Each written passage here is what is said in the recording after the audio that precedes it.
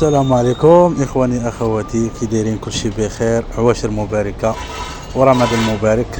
الله يبلغنا رمضان غير فاقدين ولا مفقودين. وسمحوا لي على الضاجي شويه، راني كنسجل وانا في الخدمه، وبالمناسبه انا دابا باقي بحوايج خدمه، وكن نهضر على حساب هذا الفيديو هذا اللي غنقدم لكم على الاصلاحات ديال هذه الطريق الرابطه ما بين الطريق ديال طريق السيار ديال الرباط اللي جايه من سيدي معروف، واللي جايه من لوطوروط ديال الرباط وداخلنا لكازا، وكيمشي لغادي لحي المطار من الوازيس غاديه لحي المطار. راه مصوبوها كما كتشوفوا، تبارك الله اللهم بارك. وبغيت نقول لكم، واحد كتب لي والتسير تخدم، هذا محتوى يستافدوا منه الناس، تسير تخدم تمصور لنا الشانطي. والله غريب هذاك النهار انا بعدا جاي للخدمه وصورت هذاك الفيديو، والله ديما خلق.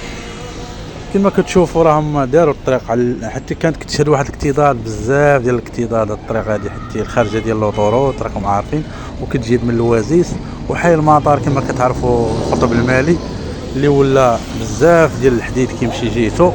تبارك الله اللهم بارك. وخليكم مع الفيديو، تبارك الله عليكم، وما تنساوش من اللي جيم وتبارطاج شي كومونتير ناس المحتوى، الله يحفظكم وتبارك الله عليكم.